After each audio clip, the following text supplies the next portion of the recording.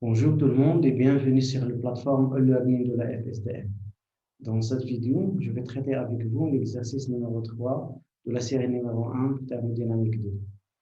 Donc, qu'est-ce qu'on a dans l'exercice numéro 3? Voici l'énoncé de l'exercice numéro 3. Cet exercice il se compose de 7 questions. Donc, qu'est-ce qu'on va étudier dans l'exercice numéro 3?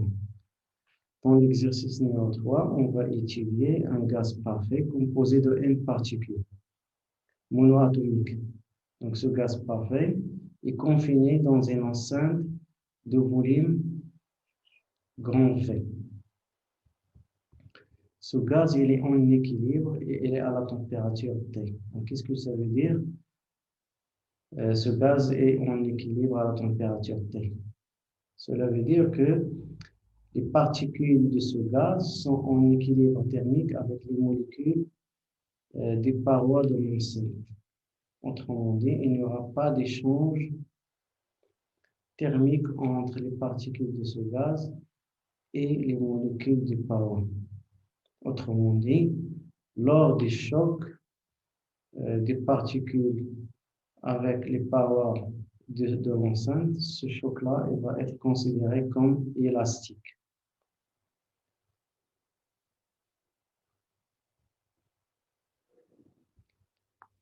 Donc, dans cet exercice, on va s'intéresser qu'aux particules dont le vecteur vitesse a une composante v de x, projection de v suivant l'axe OX, différente de 0. Ces particules-là, le nombre de ces particules-là, il est donné par la distribution de Maxwell-Boltzmann. Donc, le nombre de particules dont la vitesse de composante v de x est comprise entre vx et vv de x est donné par l'expression suivante. Tn de x égale à n fois a exponencielle de moins mv au carré de x sur 2kt fois dv de x.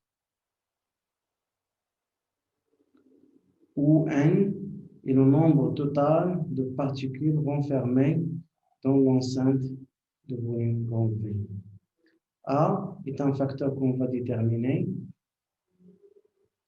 Le petit m qu'on a ici, il désigne la masse d'une seule particule du gaz. Le K, c'est la constante de Boltzmann. Et T est la température. Et V de x, bien sûr, est la projection du vecteur vitesse sur l'axe OX. Donc, qu'est-ce qu'on a dans la question numéro 1? Donc, qu'est-ce qu'il dit, la question numéro 1? Dans la question numéro 1, il nous demande de déterminer l'expression donnant la probabilité dPVx pour que Vx soit dans l'intervalle Vx plus dVx, puis on doit déterminer aussi le facteur A. Donc, la probabilité dPVx de trouver une particule avec une vitesse Vx entre Vx et Vx plus dVx est donnée par l'expression suivante. dPVx égale à dn de x sur n. Cette expression elle est déduite du calcul de dénombrement que vous avez déjà vu en terminale. Donc, le dnx qu'on a ici, c'est le nombre de particules dont la composante de la vitesse v de x est comprise entre vx et vx plus dvx. Et le grand L est bien sûr le nombre total de particules renfermées dans l'enceinte. Donc, ce rapport-là, il définit la probabilité de trouver une particule avec une vitesse v de x comprise entre vx et vx plus dvx. D'après la formule qui est donnée dans l'énoncé de cet exercice, on peut déduire que dpvx égale à a exponentielle de moins mv au carré de x sur 2kt fois dv de x, que je peux réécrire aussi sous forme phi de v de x dv de x, où phi de v de x est la densité de probabilité qui est égale à a exponentielle de moins m v au carré de x sur 2kt. Maintenant, déterminons le facteur A. Donc, pour déterminer le facteur A, On va exploiter le fait que l'intégrale de la densité de probabilité sur tout l'espace de la composante V de X, c'est-à-dire l'intégrale de la densité de probabilité sur toutes les valeurs possibles de V de X entre moins l'infini et plus l'infini sera égal à 1. C'est ce qu'on appelle la condition de normalisation. Donc maintenant, je vais remplacer phi de V de X par son expression et je vais faire sortir le facteur A puisqu'il ne dépend pas de V de X. Donc je vais avoir A, l'intégrale de moins l'infini plus l'infini exponentielle de moins M Vx au carré sur 2kt fois dv de x.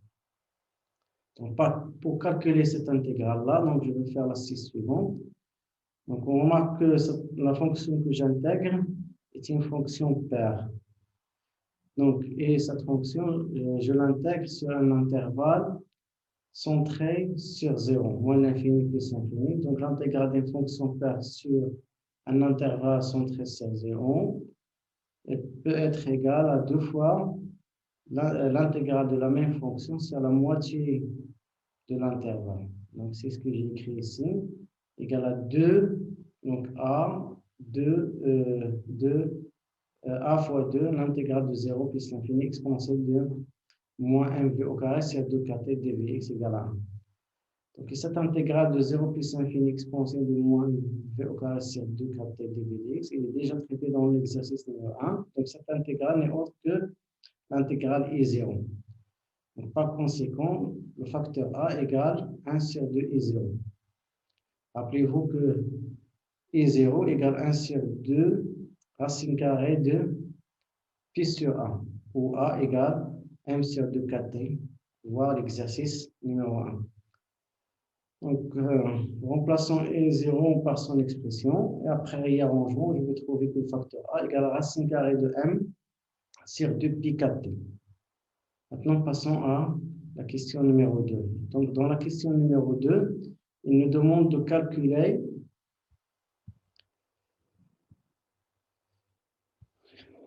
voilà la question numéro 2. Dans cette question, il nous demande de trouver l'expression de la valeur moyenne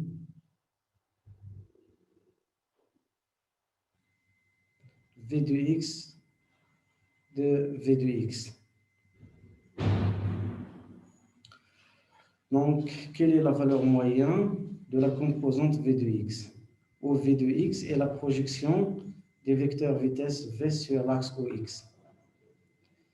Donc, par définition, la valeur moyenne de V de x égale l'intégrale sur toutes les valeurs possibles de V de x de V de x fois la probabilité d'avoir une particule de vitesse V de x entre Vx et V de x plus dv de x.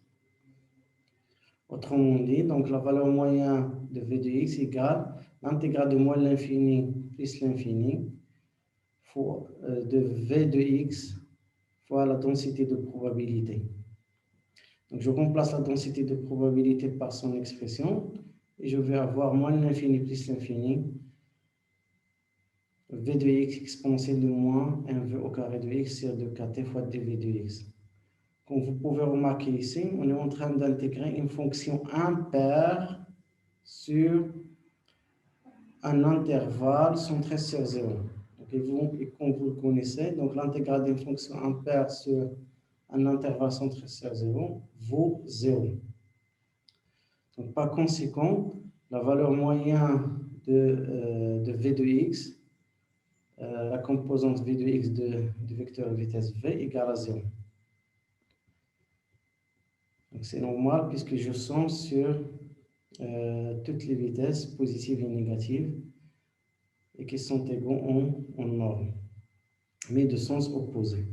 Donc V de x, la valeur moyenne de V de x égale à 0.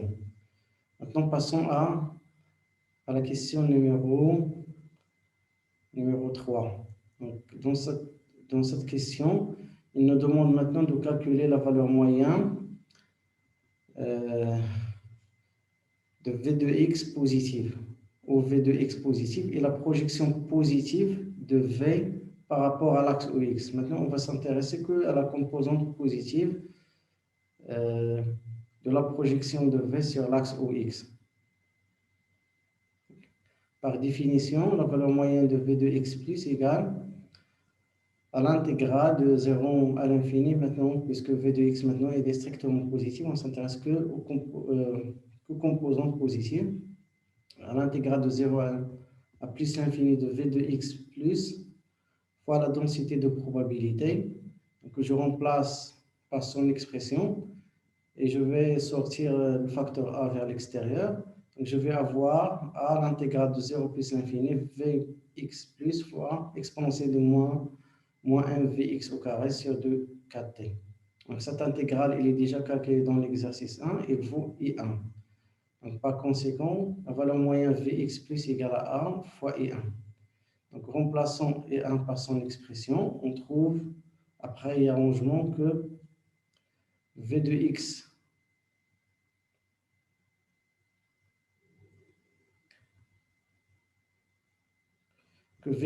plus égale à kt sur 2pm. Et d'après l'exercice 2, où on a calculé la vitesse moyenne v, et après comparaison entre la valeur moyenne v et la valeur moyenne vx plus, on peut écrire que v de x plus égale le 1 quart de la valeur moyenne de v, c'est-à-dire le 1 quart de la vitesse moyenne. Maintenant, passons à la question numéro 4.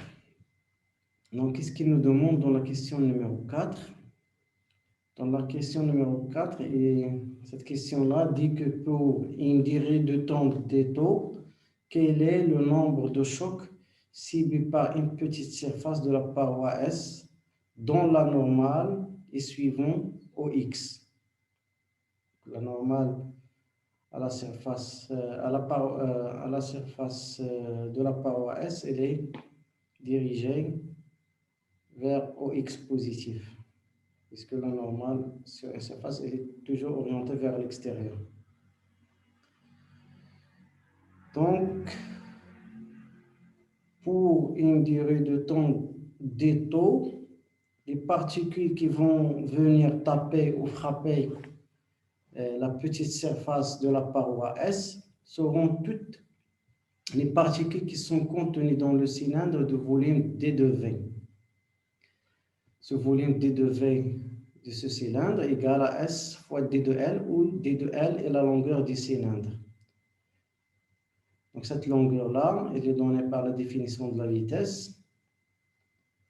Elle est égale à la vitesse moyenne Vx plus à la vitesse moyenne V de x plus fois d taux. Donc ici, on va s'intéresser tout simplement aux particules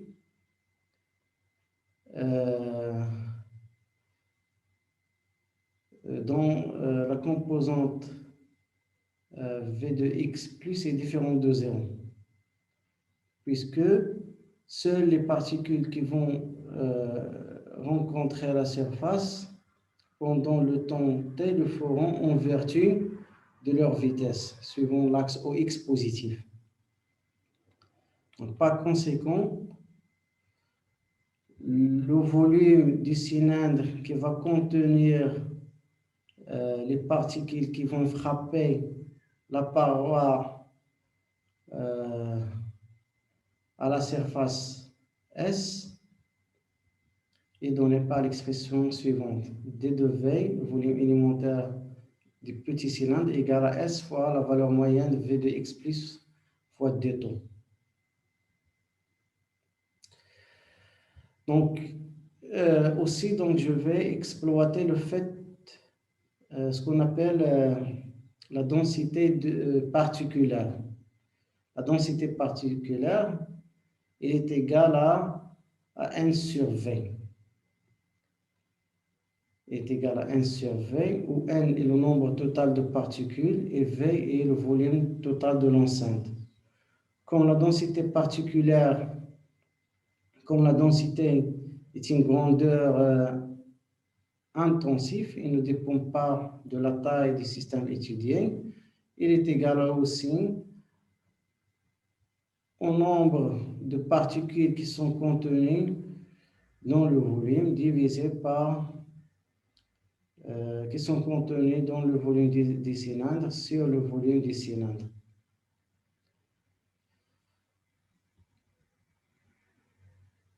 Donc, par conséquent, le nombre de particules contenues dans le cylindre qui vont réaliser le choc, avec la paroi de surface S sera égal à n fois d de V. Donc, les autres particules qui sont à l'extérieur de ce cylindre-là n'auront pas la capacité de frapper la surface S pendant le temps d-temps. S'ils sont là, pendant le temps d-temps, ils vont arriver jusque ici. Ils ne vont pas atteindre la surface S. Donc, seules les particules qui sont contenues dans le cylindre S, ayant une composante V de X positive différente de 0, c'est eux qui vont parvenir à taper la surface de la paroi S dans le temps d-temps. Maintenant, je vais remplacer donc d de n de C égale à n fois d de V. Donc, par conséquent, je vais remplacer l'élément de volume du petit cylindre par son expression et je vais avoir dn de C égale à n fois S, la valeur moyenne de V de X plus fois d taux. Et on a répondu et comme ça, on a répondu à la question numéro 4. Maintenant, passons à la question numéro 5. Qu'est-ce qu'il dit la question numéro 5? En admettant que la petite surface S est ouverte sur un espace vide, établissez la relation donnant la variation en fonction du temps, du nombre de particules N de taux et de la pression P de taux dans l'enceinte. Donc maintenant, la surface S de la paroi est ouverte. Donc par conséquent, on va avoir une fuite de gaz à travers cette ouverture vers l'extérieur. C'est poser le vide. Donc, puisqu'on a entre le système, entre l'enceinte et le milieu extérieur, donc, puisque on a une différence, on a un gradient de pression, ou bien une différence de pression. Donc, les particules des gaz vont s'écouler librement de l'enceinte vers le vide. Donc, on va avoir un écoulement du gaz vers l'extérieur et par conséquent, on va avoir une décroissance du nombre de particules du gaz dans l'enceinte au fil du temps. Donc, c'est pour cette raison on a mis ici le signe du moins puisqu'on a une décroissance. Et le nombre de particules qui vont atteindre la paroi à la surface de surface S pendant le temps des temps, il est déjà calculé dans les questions précédentes. Donc, je dois juste ajouter un signe de moins ici. Donc, dn de taux égale moins n fois S V de X, la valeur moyenne de V de X plus fois d taux. Maintenant, je vais remplacer la densité particulière par son expression, qui est égale à n sur V. Après, donc, je vais diviser l'ensemble sur n, puisque je vais avoir dn sur n égale à moins la valeur moyenne. Maintenant, je vais remplacer v de x plus par la vitesse moyenne divisée par 4. Et je vais avoir moins la valeur moyenne de v fois s sur 4v fois d temps. Donc, je vais poser que 1 sur alpha égale à cette quantité-là. Donc, le alpha va avoir la dimension des secondes. Et puis, je vais intégrer l'expression réduite que j'ai ici. J'intègre ça, j'intègre les deux côtés. Donc, je vais avoir l'intégration de cette quantité n'est autre que le log népérien de n de taux. Et ça, c'est une constante de alpha, c'est une constante, elle ne dépend pas du temps. Donc, je vais avoir moins taux sur alpha plus une constante. Cette constante est la constante d'intégration parce que j'intègre, je réalise un intégral indéfini. Donc, par conséquent, je vais avoir n de taux égale à k fois exponentielle moins taux sur alpha. Mon k est une constante que je vais déterminer par les conditions initiales à t égale à 0, c'est-à-dire avant l'ouverture de la surface S. J'ai un nombre égal à n0. J'ai un nombre de particules égal à n0. Par conséquent, le k égale à 0. Donc, je remplace tout par 0 et je vais avoir k égale à n0. Maintenant, comment peut-on trouver l'évolution en fonction du temps de la pression à l'intérieur de l'enceinte après avoir créé l'ouverture de surface S? Eh bien, pour faire simple, je vais procéder comme suit. Donc, je vais dire, puisque le gaz qu'on est en train d'étudier est un gaz parfait, en équilibre, alors ce gaz-là, il est défini par une équation dite équation d'état qui s'écrit sous la forme macroscopique PV égale à nRT, où PV et T sont les grandeurs thermodynamiques du gaz, où P est la pression des gaz, V est le volume des gaz et T est la température des gaz. Alors que R qu'on a ici, c'est la constante des gaz parfaits et le N, c'est le nombre de moles. Donc faites attention ici, N, c'est le nombre de moles et non pas la densité particulière. Donc, cette équation d'état, je peux la réécrire sous la forme microscopique et j'écris PV égale à nk fois T, où N, c'est le nombre total de particules qui constituent le gaz, et le K ici, c'est la constante de Boltzmann. Donc, puisque je m'intéresse à P, à la pression, donc je vais isoler la pression d'un côté et les autres grandeurs de l'autre côté. Pour faire ça, donc je vais diviser l'ensemble sur le volume V et je vais avoir à la fin P égale à N KT sur V. Donc, puisque moi je m'intéresse à l'évolution en fonction des temps de la pression P, donc je vais faire apparaître le temps ici. Et donc j'écris P de taux égale à N de taux fois N fois KT sur V. Donc, la pression il s'écrit sous la forme des produits du nombre de particules fois une densité d'énergie K de T sur V. On vient d'établir l'expression de N de T. Donc, on a trouvé que N de T égale à N0 fois exponentielle moins taux sur alpha. Donc, je vais la remplacer ici et je trouve que P de T égale à N0 fois K de T sur V exponentielle moins taux sur alpha. Donc, je vais mettre cette quantité N0 fois K de T sur V égale à P de 0. Et enfin, je trouve l'expression de P en fonction du temps qui est donnée par la forme suivante, P de T égale à P de 0 exponentielle moins taux sur alpha.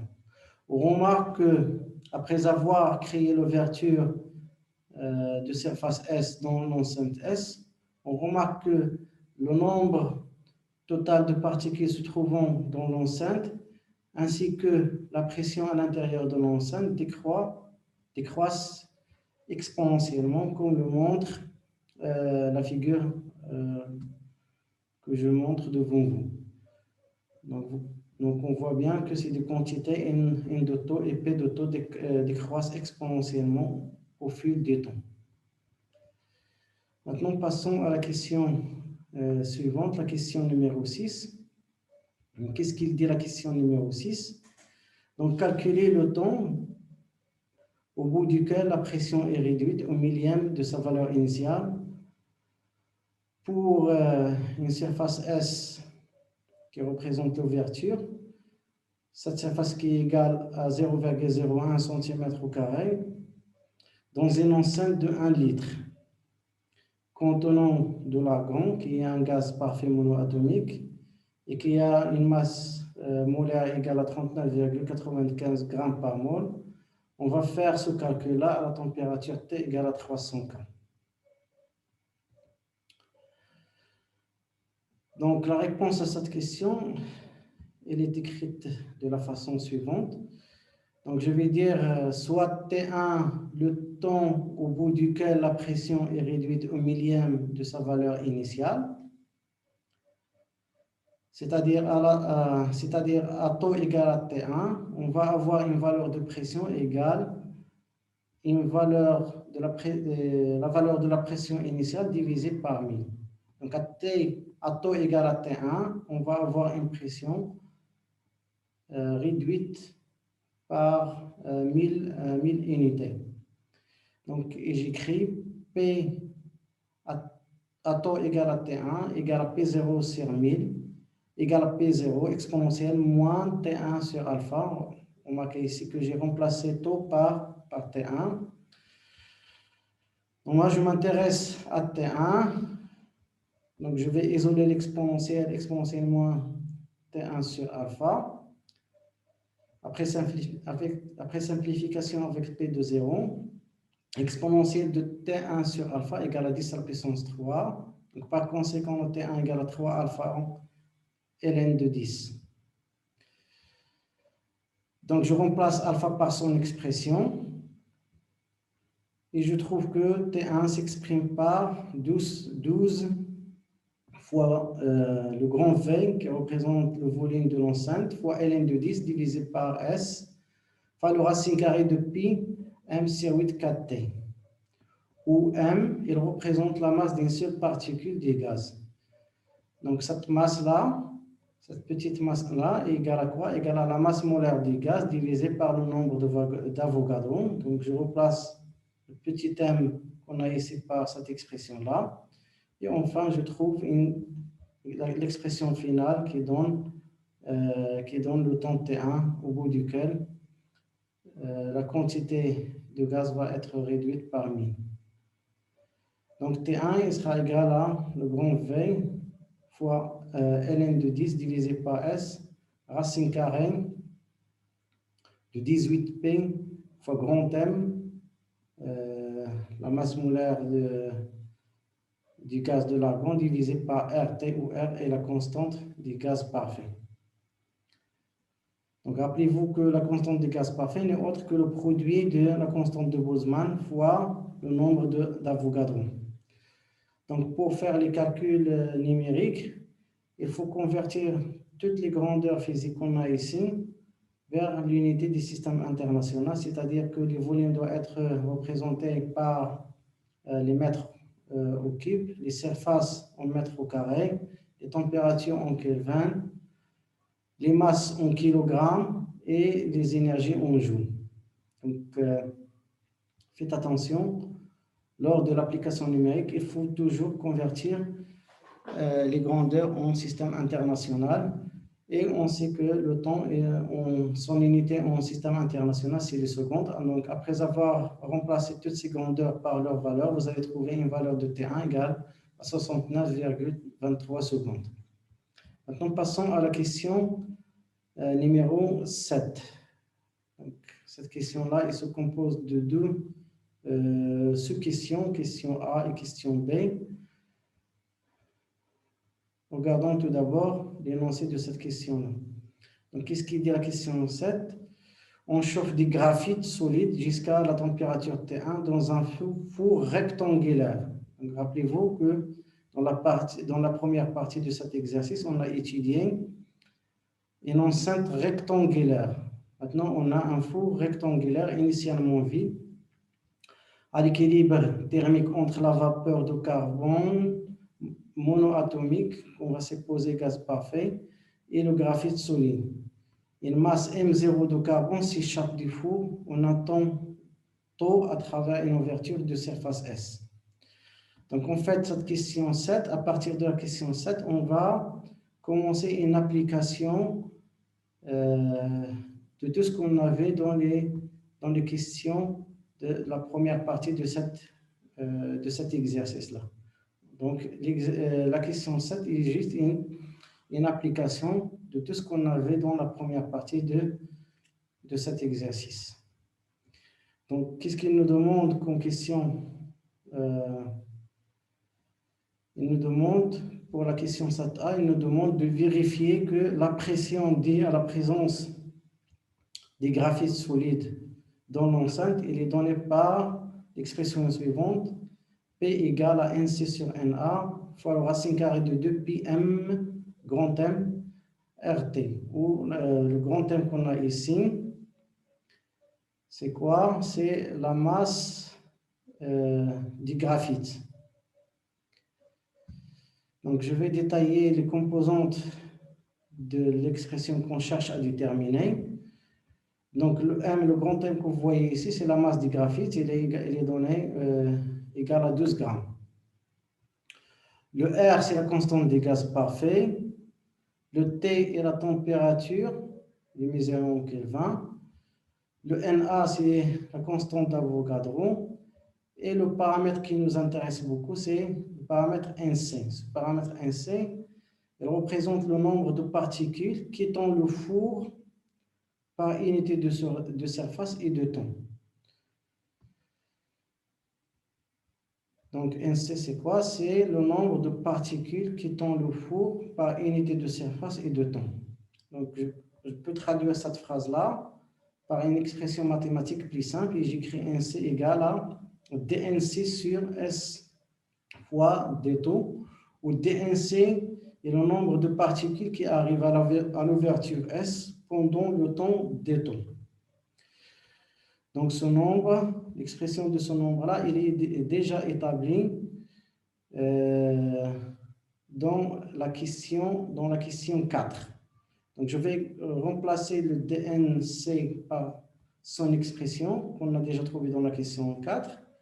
Et j'écris n de c égale à n fois la valeur moyenne de la vitesse de la composante de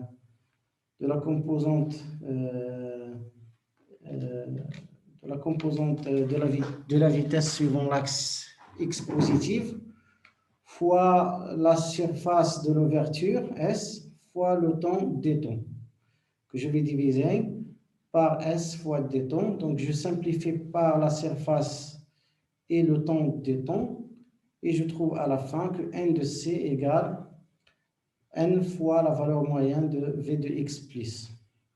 Le n qu'on a ici, faites attention, n ici, il représente la densité particulière. C'est n sur V. Donc, le n qu'on a ici, le petit n qu'on a ici, il représente la densité particulière et non pas le nombre de mots. Faites attention. Donc, d'autre part, donc, je vais exploiter l'équation d'état des gaz parfaits et je l'écris sous forme microscopique. PV égale à NK de T. Donc, moi, je m'intéresse à la pression. Donc, j'écris la pression, j'isole la pression. Pour cela, je divise par l'ensemble par le volume et je trouve que P égale à N fois K de T, où N, c'est quoi? C'est égal à N grand N sur V. Donc, ça, c'est la densité particulière et non pas le nombre de mots. P égale à N fois K de T. Donc, je vais faire sortir la densité particulière et je trouve que N égale à P sur K de T. Donc, puis je vais remplacer cette densité particulière dans l'expression de NC qu'on vient de trouver. Donc, par conséquent, N de C égale à P sur K de T fois la valeur moyenne de V de x plus. Donc, je vais remplacer la valeur moyenne de V de x plus par son expression qu'on a déjà établie dans les questions précédentes. Et je trouve que N de C égale à P sur KT fois le racine carrée de KT sur 2πm. Okay. Où le M qu'on a ici, c'est la masse d'une seule particule du graphite. Donc, que je vais remplacer par l'expression suivante. M, c'est la masse molaire du graphite divisée par le nombre d'Avogadro. Donc, je la remplace ici et je trouve une nouvelle expression pour N de C. N de C égale à P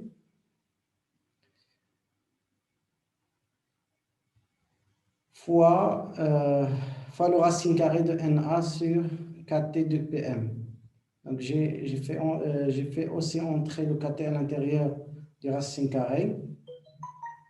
Après ça, donc, je vais multiplier le dénominateur et le numérateur par NA. Donc, je vais multiplier le haut et le bas par NA. Qu'est-ce que je vais avoir ici? Le NA au carré avec le racine carré. Donc, je vais avoir juste NA. Donc, P de NA. Et le NA fois le K, c'est ce qu'on appelle la constante des gaz parfaits. Donc, R égale K fois NA. Donc, je vais réarranger les termes de cette formule-là et j'écris NC égale à P fois NA divisé par le racine carrée de 2πmRT. 2πmRT.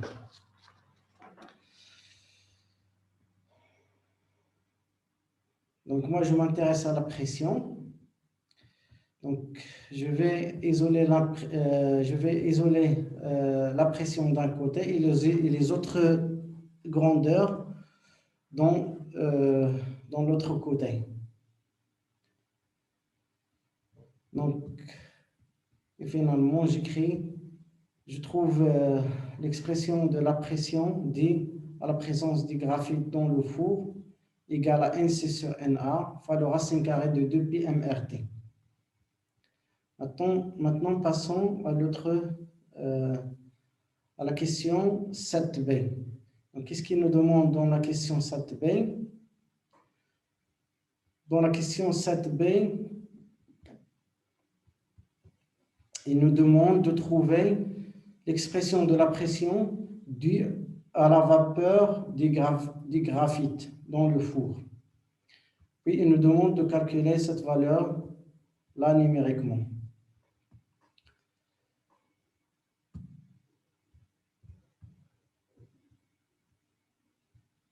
Donc, pour trouver la pression due au gaz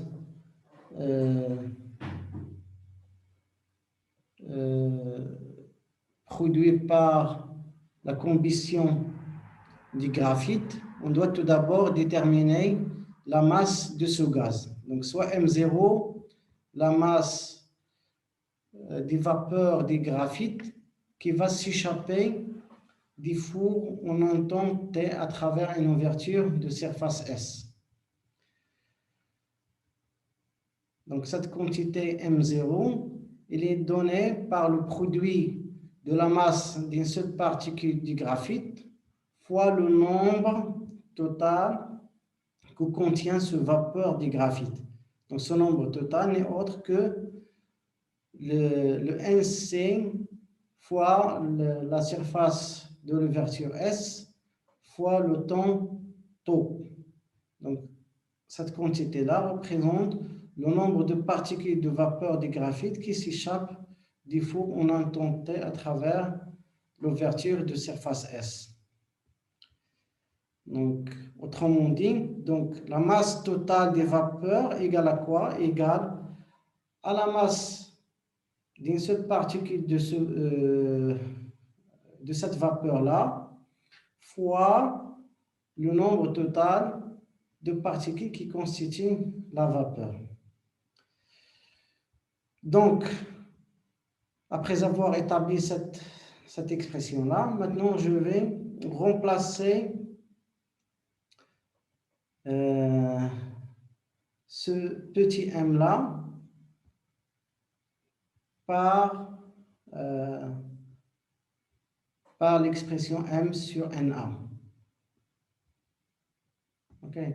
Où m est la masse d'une seule particule, donc elle peut être représentée par la masse totale du graphite divisé par le nombre d'Avogadro, le nombre de particules se trouvant dans une mole. Donc, le petit m, maintenant, il est remplacé par grand M sur NA, fois NC, fois S, fois taux. Donc, je vais réarranger l'écriture de cette formule de cette façon-là. Et je vais avoir N de C sur NA, fois M, fois S, fois taux. Donc, après ça, donc, je vais isoler ce rapport-là de NC sur NA, qui s'écrit sous la forme de M0, où M0, on a dit que c'est la masse des vapeurs qui va quitter le four à travers l'ouverture S, divisé par la masse totale du graphite, fois la surface de l'ouverture S, fois le temps d'étau. Donc, sachant qu'on a déjà établi dans la question 7a, l'expression de la pression à l'intérieur du four lié à la présence des graphites par l'expression suivante, P égale NC sur NA fois le racine carrée de 2πmRT. Maintenant, je n'ai qu'à remplacer ce rapport NC sur NA par l'expression qu'on vient d'établir, qui est égale à M0 sur M fois S taux. Donc, enfin, qu'est-ce que je vais trouver? Je vais trouver P égale à M0 sur M grand M fois S fois taux fois le racine carrée de 2πmRT. Donc, je vais faire rentrer la masse à l'intérieur, la masse grand M à l'intérieur du racine carré. Et je vais trouver à la fin la pression due à l'existence des vapeurs du graphite dans le four égale à M0 sur S fois taux fois le racine carré de 2πRT sur M. Donc, pour l'application numérique, donc avant de faire l'application numérique, il faut convertir toutes ces grandeurs-là. Il faut convertir les unités de toutes ces grandeurs qu'on a ici, dans cette expression-là, vers l'unité vers l'unité du système international. Donc, tel que pour les masses, ils doivent être exprimés en kilogrammes. Les surfaces, donc ici il y a une erreur, donc on a ici le millimètre au carré.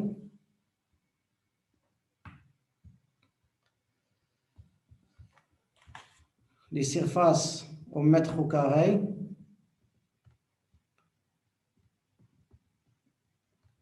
Ici on a 6.